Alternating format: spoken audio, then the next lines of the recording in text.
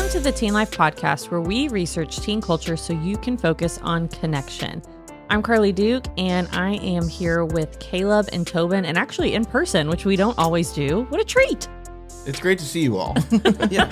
I'm also thankful that there's not a camera on me, so I don't have to be conscious of that as well. Yeah, right now. that's fair. That's good. That's fair. So today we are going to give you an update on Taylor Swift's new album that is releasing this week. When do we put out our Taylor Swift support podcast to go alongside this podcast? Yeah, that's fair. It's coming. It's coming. Yeah. Stay tuned. We're also going to give a TikTok update and then talk about students who aren't on grade level. So we got some good stuff going, but Tobin, let's kick it off. Kick it off Please no. with Tobin's trend. Yeah, so for Tobin's trend this week, we obviously, again, we talk about Taylor Swift like every other week, it seems like at this point. So, yes. But this is a big Caleb's deal. mad. 'Cause, yeah, April 19th is the date that the Tortured Poets Department is releasing, which is just one of the, the title alone makes it different. I said before we started recording that it would be really funny if this was like a slam poetry album or like a rap album. And I think I would like that still, but I think it would still crush. yeah. I think, yeah. She announced at the Grammys, which got a little bit of heat because then it made people think that she's trying to make it all about her. But I mean, that was kind of Probably. kind of genius. But Also, the at same world's time. already all about her, right? So I mean, if you're a tortured poet, everything kind of has to center around you, right? true. So part of the brand. people assume that Joe Alwyn will be the villain. Or the main subject. It always cracks me up. The main subject, because the album is titled, could be a nod to the group text that Joe is part of called the Tortured Man Club. Karlie, do you have more information about that? Who The is Tortured Joe? Man Club. Yeah, it's Joe. Okay, thank you, I'm Caleb. but I'm here for all of you non-Swifties out there. I'm here for you. So Joe Alwyn is Taylor Swift's most recent ex-boyfriend. Okay. So before Travis Kelce, she dated Joe for, I'm not going to know the exact time, but years. This Okay. was, What's his thing? Is he famous? he's an actor. He's a British actor. Oh, okay. Fair. So, and they were apparently in love. They started dating pre-COVID, but pre-Reputation. And so she's released some songs that people think are about him, but it is hypothesized that this whole album potentially will be about him and their breakup and all of that. So now Travis Kelce has said that he's listened to the album and he's a big fan. So we'll see. Yeah. We'll see how this one. One of the best things about her doing the Taylor's versions is that she ends up bringing in other artists and friends. And so some of the featured artists on this one, because is this her second album that she's done post-production company, right? I think Evermore and She did. Well, I guess that's true. She did So that. She did this that is with the her National, fourth. but Yeah. that was still her own album. So she's kind of been doing this more and more. But feels like this time she's being very pointed about bringing in specific people. Yes. She's bringing in Post Malone, who I love, Grapevine native, and Right. Florence and the Machine, which is one of my wife's favorite bands ever, and then she's incredible. So info has been somewhat limited. So there's just all this speculation, and of course the internet's gone crazy with all this stuff. So there's a lot of AI stuff. We talk a lot about AI on here. A lot of AI songs and lyrics saying that they're from the new album when it's really just people trying to get some clout. So I saw one. It was so bad. It very obviously was not Taylor Swift, but it was about her relationship with Travis Kelce and something about footballs and touchdowns and Nice. and people are trying to pass it off. Or I've seen jokes on TikTok where people will take AI songs and show their boyfriends or their husbands and be like, this is Taylor Swift's new song. And they're like, no way. And it's not. It is AI that people are using. So there's going to be several versions. I've already pre-ordered the vinyl. I don't know if you have or not, but yeah, vinyl, digital album, obviously. And there's going to be a CD, which seems like that's kind of going out. And then for some reason, a cassette, which seems to be coming back. Is there a cassette? There's a cassette for this one, right? It says that on her website, but you couldn't order it. So I'm kind of confused about that. But maybe you have to get it with in person with a friendship bracelet or something. Yeah, so. Maybe she doesn't want people to have spoken word on a cassette tape. Yeah. If it comes out. And it's I a don't rap understand. album, okay. This is totally a derail, but I don't understand why people are putting out cassettes now again. That was one of the worst mediums of music ever, and now we're gonna go back to that. They're so back. They look cool, yeah, that's probably it. That's probably why. for sure what it but is. They look I don't. cool. yeah, I don't get it. I doubt the people even play them. You're probably right. They probably just have them. Okay. But I have heard that there are going to be other versions with different bonus tracks. So like if you buy one version, you'll get this bonus track. Yeah. If you buy another one, which is genius and frustrating all at the same time, because I am very much like an OCD like completionist. Like if I get something, like if I start a book series, I want to finish all of it. If I start collecting stuff, I want to collect all of it. And so like I've had to really restrain myself with the vinyls, especially because like Midnight's had like 8 of them. Yeah, because it made a clock. Yeah. I guess was it 12 of them or 4? It was 4 of them. I think it was 4. Yeah, because it was 4 quadrants. And I like, it took all my energy not to like drop $120 and just buy 4 of the same stupid vinyl. But, but then you like have to think through, like, do I want the pink one? Do I want the blue one? Do I want, and so like that stresses me out. That's another trend that I don't think she's created that one, but she's definitely like, because you have the people that do buy all 4 of those vinyls. Been a big player of that. Yes. So. Totally. Yeah, I mean, I'm excited. So the last thing for this, then we'll move on to Caleb's Corner. Like, what's your prediction for the album? Like, what do you think it's going to be, like, style-wise, or for both of you, really? But that's such a great question, because I can see it going back to more folklore-ish. I can also see it staying in the Midnights. Yes. I think Caleb knows what I these means. I can see it going folky, or I can see it being more pop. I almost wonder though if it's going to be like darker than what she usually does, potentially, or melancholy maybe. But I don't know. She's done it all, so I have so many thoughts on this. I don't know where to start. I'm gonna come out of left corner. Okay, you're the worst. Right field. I'm thinking full metal like screamo album. What if Caleb's gonna be right? I am. I know. Done a lot of research into this. But if you have a Taylor Swift fan, this one is coming out this week. Something to note, I have seen that there are like 7 explicit songs on this album, so don't expect it to be a very clean heavy metal. I mean, fair. So something to talk about with your Taylor loving teen. Right now, we're going to move on to Caleb's Corner to give you guys an update on TikTok. To just kind of start off, we talk about TikTok a lot. If you're listening, you probably know what TikTok is. It's I guess it would fall under social media app where, people post videos, and, if you have TikTok, the algorithm has you, if you've probably fallen victim of doom scrolling and finding yourself like, oh, I've spent the past 30 minutes doing nothing. But recently a bill is passing through Congress that I'll get into just a little bit, that all kind of stemmed out of this idea that like TikTok's getting huge. It's a large company. It's worth more than Coca-Cola and Netflix. Wow. It's currently priced around $268 billion. And it's owned by a Chinese company. And so like that's where the catch is, and going through Congress of like, it's this huge form of medium that like has control, and like, they're stealing information on all of its users, and that's going directly to China. And so I think it has politicians worried that it's in like Chinese hands. And here's some crazy stats for you. It's the most used app per day in America for an average of like 82 minutes. I believe it. It is double the second of Facebook, which is 41. So like it has less people than like Facebook and Instagram. I think there's like 167 million of people using it, but they use it more. Like they stay on it longer, and it's younger generations, I would guess. So it has the likelihood to stay around right longer. And so like all of this, like their worth, how many people use it, the fact that a Chinese company owns it, all forces this bill called the Protecting Americans from Foreign Adversary Controlled Applications Act is what it's called. And it's basically telling TikTok. It's a shorter name, first of all. That's I know. I'm like, don't even know what you'd acronym that as. I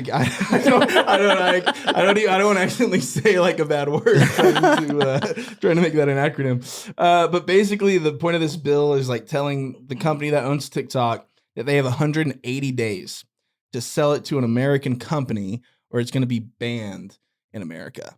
So there's like a few people who have like, business people in America with a lot of money that are like, okay, I would probably bid on it, stuff like that.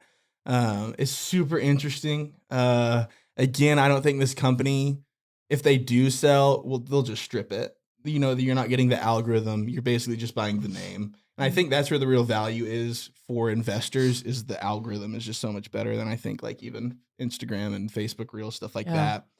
I mean, but without even getting into politics of it, like that's just a crazy, like we went from like, because how many big corporations that we deal with on a daily basis are actually still in America, right? Or based in America or started in America. And it's just, it's a crazy, because like, even when you're saying a Chinese owned company, isn't it like half Singaporean too? Like, the CEO is from Singapore. So, yeah. Mm-hmm. And so like that was one of the big viral things on TikTok about, hey, this is our CEO. He's not Chinese, he's Singaporean, and like, it's wild how frantic it has politicians. Into if you look at Facebook, Instagram, like they had a big scandal with the privacy of like they're selling users' data. Yes, they like straight up are selling it, and so it's like, to be fair, like they went after them. They went after Facebook and Instagram, but it's also like we can't just say, hey, if you're not gonna sell your company to an American, like it's wild to me that we're even having that conversation. But yeah, it's crazy, and it gets crazier because it's going quick through legislation. Like it's not just like, okay, this will just get like bogged down in the slog. It like 50-0 vote to send it to the House, which like is super rare just in and of itself, like overwhelmingly unanimous. And then it passed through House of Representatives. And here's where it gets funny, is that TikTok sent a push notification to like all 170 million users to stop a TikTok shutdown. And like, here's what it said. Congress is planning a total ban of TikTok. Speak up now before your government strips 170 million Americans of their constitutional right to free expression. And calls started flooding in. Like there was a button that was like, call now. Yeah. And so like, did it give you a script? I feel like it gave you even like a script of like, here's what you can say. Yeah. That's crazy. And people started calling, like all of these teens that probably have never cared about government in their lives are calling their I mean, teacher unions do that same thing. And that's to me, that's a good skill to learn as a voter, is no matter what part of the aisle you're on, like being able to speak well to your representatives and stuff like that. It's the bigger issue at all this stuff that it seems like every time we have this conversation and people miss the mark, is why don't we talk about how scary what the algorithms and the apps are doing instead of where the app is coming from and who's owning the app. Like, I don't care about Mark Zuckerberg, or the Singaporean CEO. I care about why is this messing with so many people and why are we leaking data? Like, but we're not doing anything about that. We're just we're just getting mad about it. So to me, like, it's just interesting, like, because that scared the politicians even more, right? Because they're like, okay, like they were able to equip and like get all of these people heated. And so I think it was after that it passed through the House quick. And so like current update as we stand as of recording, it's kind of slowed down in the Senate. Hasn't passed that yet. Joe Biden has said that if it hits his desk, he'll likely pass it. But to me, the interest here is like, I think just funny that it, equipped all of these teens and younger people to call state reps. Because there's another study that I was looking at that was like a 20,000 sample size of like people, but showed that like 60% of teens would rather give up their right to vote than to TikTok. That's insane. Like they're like, maybe me too right now. Like, I don't want to vote. Like, I mean, listen, TikTok. Like, I get it. It also, this is why we don't have 15-year-olds voting. So. It is valid. But, I think too, just funny and, like you said, interesting of like a good skill of like, okay, here's how you call if you care about something. Because like we say, like this generation does care about, causes that they believe in, that they think are just. And so. Honestly, if you're a government teacher and are listening or care about this kind of stuff, this would be a fascinating thing to get your students to watch, because it will teach them about the process of passing a bill and something that they actually care about and are more likely to keep up with, which could be a really cool conversation to have. Schoolhouse Rock's not around anymore to do that. So TikTok rocks. Well, speaking of school, let's get into talking about some grade stuff because it just launched last week. It's Go Beyond Grades is a national campaign that's trying to help parents and teachers get kids on grade level, but they're actually launching that locally. So if you're in the Tarrant County area, they're launching like a local campaign to go along with that, but it's national. So no matter where you're listening from, this is something that can be helpful for you.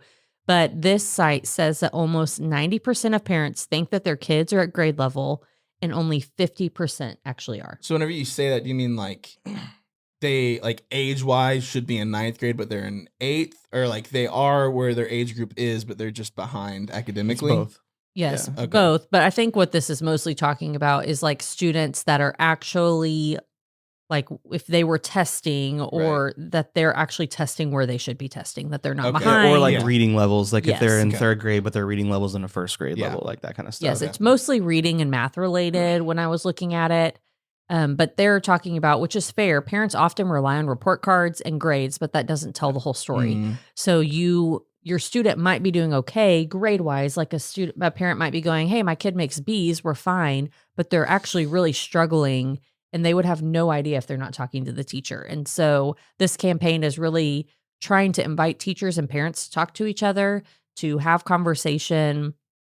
According to teachers, they would say that parents would get a better idea of how their student is doing if they simply asked the teacher. And so I know that's not like super. I mean, for some of the students that we work with in Teen Life, they're not going to have parents who are going to go to bat for them and go talk to the teachers. That's just unfortunately where we're at. But I wanted to talk through some things that parents could do, but then maybe also some things that teachers could do to help with this. I know we've talked about that in the past too, and so I'll link other episodes. But if you go to this website, and I'll link it, gobeyondgrades.org.com. gobeyondgrades.org. Had to double check myself. This website has resources for parents and for teachers. And so it really has some cool things. One of it is a readiness check on their website. So it'll walk you through what is expected for math and reading levels through 8th grade. So it's mostly for elementary and middle school students. But when I was looking at their website, they also had stuff for college. So like how to get financial aid and what that looks like. So, but if you especially have a younger student, you can go look at a readiness check and actually talk to your student about what's going on. Well, there's a reason for that too. Like if you, by the time you get to high school, if you're behind, like the percentages scientifically and research shows it's a lot harder to catch up once you hit a certain level. And so that's why they're pressing the, elementary to middle school age, is because like really like if you're in 7th grade and you're behind, like you still have time to catch up. But if you're in 9th, 10th, 11th grade, like this is going to be an issue for you unless you do a whole lot of intervention between now and graduation and into college, if or trade school, wherever it may be. And high school is probably a time whenever the grades start to reflect on the report cards more so than the. Yeah, I mean, but again, it's not really. This is the thing that's kind of different about like why they say go beyond grades, is because the grades don't always reflect that. Because like even in my oldest son's case, he's in 9th grade, and like there's a lot of times that I'm just like, I know you're not this good at, English. Like, why do you have an A? Like, why do you have a 97? And some of it is because like either like it's not always teachers like issues. It just might be it's like the unit is easier that 6 weeks, or like there's a lot of testing going on. So there's a lot of easier homework because they don't have the time or capacity to do the more in-depth stuff, because like really grades are just kind of like a fool's gold a lot of times for what's actually happening in a classroom. Or like, let's be blunt and honest. If you have a teacher that does not care about a lot of things or their job, they might just be putting out fodder just so they don't have to deal with parents. And then again, staying blunt and honest, sometimes the path to least resistance with parents is to just have their kid have an A or a B, so you don't have to deal with the garbage that parents come to schools with sometimes too. And so like everybody has their faults in this scenario, but what's good about this Go Beyond Grades is that it's identifying a specific problem and saying, here's where the issue is, here's how to fix it. Right. Okay, we want to walk you through that. Well, I have a feeling, I should have looked up a stat on this, but we are seeing this especially right now due to COVID. So due due to the pandemic and shutting down, especially students that didn't have an active parent at home who could walk them through, you were seeing the effects of that years later of students who are behind. And so this is especially important right now. But really, it's important to talk to your students. If you are a parent that's listening, ask how they feel about the work, not just about their grades. Are they struggling with assignments in class? Are they able to pay attention? Do they understand what the teacher's talking about? Have they talked to their teacher if they're struggling? I'm also going to link a PDF that has some ideas for questions to ask, especially if you're talking to your parent's teacher. And so if there's a red flag, if you're talking to your student, you're like, I'm not sure that they actually know what's going on. It's okay to talk to your parent's teacher. And I feel like we've talked about this in another podcast too, but they're there to help. And it's better to catch that early than at the very end of the school year go, hey, why is my student failing and why didn't you help them? Right. Talk to them early and say, hey, they're struggling. What can we do to work together? What can I do to help them? And all of that. And then continue to check in. So if you're having a conversation with your student, don't just have it once and leave. Check in throughout the semester. Ask them how they're doing. You don't have to be overbearing, but try to come at it from a, hey, I just want to help you. I just want to make sure we're doing okay. Not, hey, why didn't you get an A on that test? And like Tobin said, the units change, the material changes throughout the year. And so like, while they might not struggle with a certain type of, unit or section, they might, later on throughout the year. And so, yeah, I think it's important to continue to do that. Well, so we're talking about parents and teachers, but teens, if you're listening, like, you also like can take ownership of this stuff, especially if you're on the older grades. Like, I tell my teen all the time, like, I can only do so much because I'm not there every day. Right. And he's at the age now where it's like, you should be advocating for yourself in some ways, respectfully, obviously. But if you are a teen or a student that does not have parents that show interest in this or don't have time to show interest in it, or maybe they just don't have the energy because of XYZ jobs, night jobs, whatever it may be, like, you can take ownership of this. Yes. Like, you can figure out a way to, like, go to teachers. I tell students in teen life groups all the time that, like, even the worst teacher typically wants to help. Yeah. And so, like, if you go to a teacher and say, this is an area I want to get better in and I need some guidance, that they're going to help. And that's because that's why they're doing that job. And if they don't, then that's a different conversation. But if you go to a teacher, even if you've been the worst student and you say, I want to fix and be better, that's gonna make them want to help you, and that's gonna take you further anyway, because then they're gonna give you more leeway when things are going bad and maybe you're overwhelmed and you can't turn stuff in. If you show that you're making an effort, teenager, and then they might give you more grace in that pattern too. Yeah, I really like that. And it's a great practice for college because if you decide to go to college, your parent can't call your teacher. Yeah, literally. It's against the law. Yes, they cannot talk to them. And so this is great practice to go and advocate for yourself. And then finally, just to kind of wrap up quickly for teachers, it is so important to make connections outside of just parent conferences, outside of just calling them and letting them know, hey, your student is failing. But if there are little ways that you can check in, and I understand that you probably have a ton of students, especially if you're a middle school or high school teacher who has multiple sections. So you probably can't do that for everyone. But if you notice that you have some students who are struggling, try to also reach out to that parent outside of just, hey, they're not doing well.